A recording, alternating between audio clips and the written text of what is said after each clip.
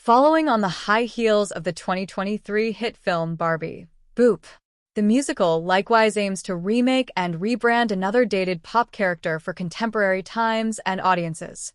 Unlike Barbie, who has had a ubiquitous cultural presence for decades, Betty Boop is a Depression-era cartoon character of a jazz-age flapper, and in looks, attitude, and style, she is of her time, not to say dimension.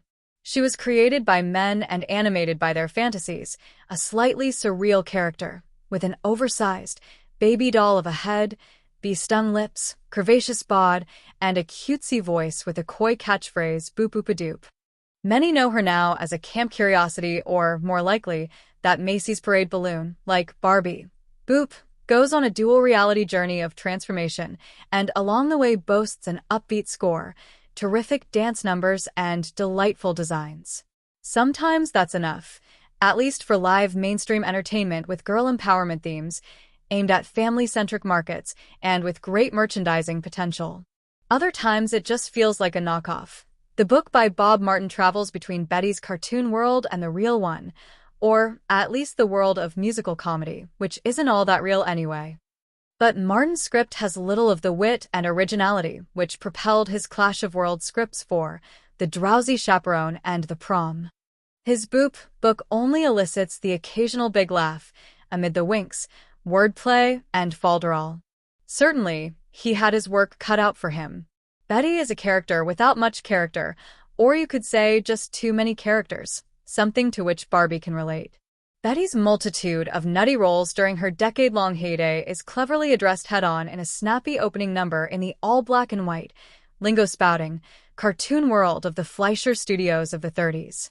David Rockwell's retro designs are pretty nifty. Betty, Jasmine Amy Rogers, making a smashing Broadway bow, belts out the number for her latest animated short as she comically switches from one persona to another. She's a cowgirl, a pilot, a babe warding off the wolves. But later when a reporter asks, "Who is the real Betty Boop?"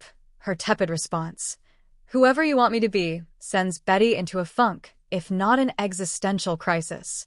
Shaken and tired of the showbiz grind from the Fun Factory, she needs a break, in Cartoonland. Anything is possible and nonsensical. An interdimensional teleportation gizmo, invented by her eccentric co-star Grampy, Steven DeRosa, sends Betty to the vibrantly colored world of 2025 Manhattan where she lands at a Comic-Con convention, complete with its cosplaying crowd. Fitting right in, she's befriended by Trisha, Angelica Hale, a teenage Betty Boop superfan. At first it's all bewildering to Betty, then wondrous as she takes in her colorful surroundings, her new friend, and a potential love interest in Trisha's brother, a jazz musician named Dwayne, Ainsley Mellum. Meanwhile, Toontown is in a panic from the disappearance of its star attraction. Grampy and Pooch Pudgy, a marvelous puppet, mastered by Philip Huber, are transported to the New York present to bring her back. The alternating worlds are meant to be playful, but Toontown especially gets exhausting quickly, with characters mugging, clowning, and amplifying every limp punchline. But the real world is not much subtler, limiting the emotional weight the show might have.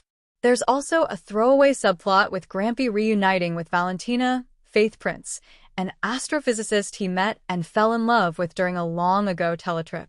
Then there's Trisha's Aunt Carol, Anastasia McCluskey, who is mayoral campaign manager for Raymond Demarest, Eric Bergen, a sleaze who gloms onto Betty's popularity once her identity is revealed. Will Aunt Carol supplant Raymond as the candidate? Will Trish go to art school and Dwani get a steady gig at a nightclub? Will Betty return to Toontown?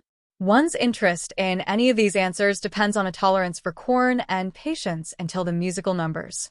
That's when Jerry Mitchell's choreography kicks in with the ensemble in tip-top form. The score, with music and arrangements by David Foster, lyrics by Susan Birkenhead, and orchestrations by Doug Besterman, is tuneful, fizzy, and fun.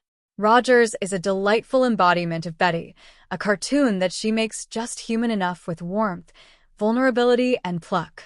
Credit also goes to Sabana Majid's spit curl wigs and hair design, Michael Clifton's makeup, and Greg Barnes' costumes.